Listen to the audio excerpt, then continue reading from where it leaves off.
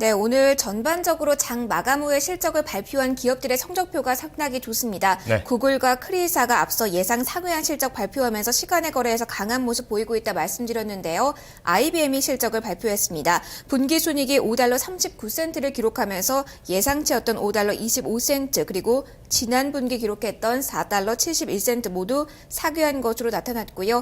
이런 흐름 속에서 현재 시간의 거래에서 3% 정도의 강세 보이고 있다는 점도 체크를 해보시기 바랍니다. 네. 자, 이렇게 미국과 유럽장 살펴봤고요. 아시아시장으로 넘어가 보도록 하겠습니다. 네, 미중 산업경제연구소의 조용찬 소장 연결하겠습니다. 소장님, 안녕하세요. 예, 안녕하십니까? 네, 자 오늘은 일본 이슈부터 좀 보도록 하겠습니다. 이제 일본이 디플레이션 탈출을 하기 위해서 엔 하락 유도라든지 긴급 경제 대책을 펼치고 있는데, 자 이런 것들이 가져올 경제적 효과는 얼마나 될까요? 네, 그 미주요 종합연구소가 어제 발표한 자료를 보면은 긴급 경제 대책하고 엔화 약세가 일본의 GDP 성장률을 0.9%포인트 끌어올린다고 봤는데요. 이렇게 되면은 올해는 전체적으로 2% 전후로 성장률이 올라갈 것으로 보여집니다.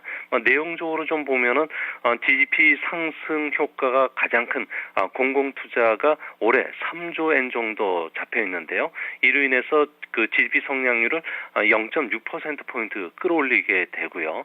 또한 기업들의 그 예상 환율이 82엔대입니다. 그렇기 때문에 엔 하락으로 인해서 수출이 GDP의 성장 기여도의 0.2%포인트 정도 높아지게 됩니다.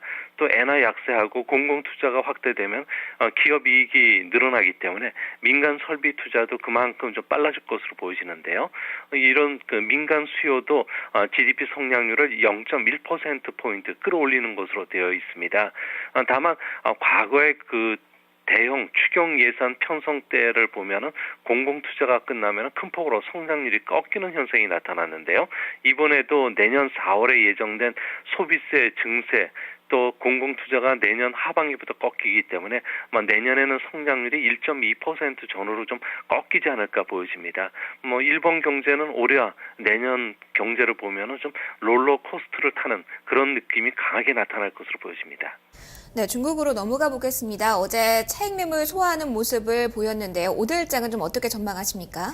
네, 오늘은 좀 숨고르기 장세가 펼쳐지지 않을까 보여집니다. 최근 공모펀드의 주식 편입비가 3주 연속 올라가면서 84%까지 높아졌습니다. 지방정부의 부채 문제가 다시 재현이 되고 있는데요. 작년 말 기준으로 해서 지방정부의 채무잔고가 무려 2,200조 원에 달한다고 합니다. 도시화 추진을 속도를 내고 있기 때문에 아무래도 이런 종목들을 중심으로 해서 움직일 것으로 보여지는데요. 선전시의 그 하이디치 같은 경우에는 정비 프로젝트의 건설은행과 같은 5개 은행이 주글은행으로 선정이 됐고요. 또 상하이시도 지역별로 4개의 부분으로 특화된 도시화를 추진하고 있기 때문에 아무래도 부동산이나 건축자재와 같은 도시화 관련 수혜주 그리고 또 경기 회복으로 전력이나 석탄 업종도 매수가 유입될 것으로 보여지고요. 지금 그 중국에서는 대기 오염이 무척 심각합니다. 교통량 통제뿐만 아니라 공장 생산 규제까지 들어가고 있기 때문에 환경과 관련된 종목들도 계속 부각이 될 것으로 보여집니다.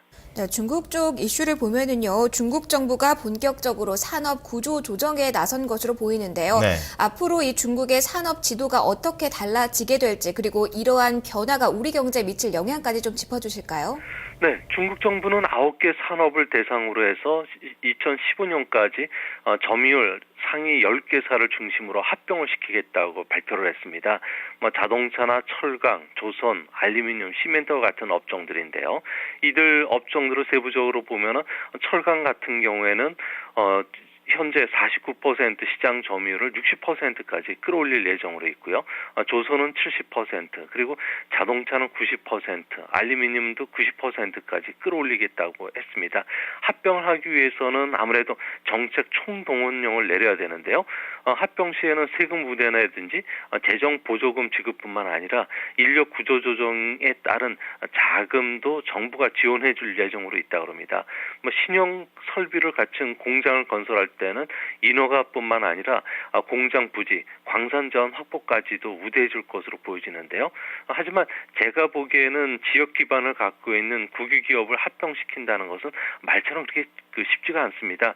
31개 성신, 650개 도시의 국영 대기업들은 일자리나 세수뿐만 아니라 GDP 성장률도 직결이 되어 있기 때문에 이것뿐만 아니라 개발 사업에 따른 당군 국유 기업의 이권도 한교에 걸려져 있습니다. 그래서 합병에 따른 저항이 상당히 거셀 것으로 보여지는데요. 이제 문제는 앞으로 9개 산업이 대형 기업으로 이제 성장을 해 나간다면은 정부의 총력적인 지원뿐만 아니라 국제 경쟁력을 갖춘 중국 기업들이 몇 년 안에 해외 자원 확보라든지 세계 수출 시장에서 우리나라를 압도할 수밖에 없기 때문에 이런 측면에서는 향후 합병 계획을 좀 유심히 봐야 되지 않나 보여집니다. 네, 소장님 오늘 분석 잘 들었습니다. 고맙습니다. 예, 감사합니다. 네, 수요일장 아시아 증시를 미리 들여다봤습니다. 자, 이어서 아시아 시장을 움직인 재료들 키워드로 살펴보도록 하겠습니다. 김보성 캐스터가 전해드립니다.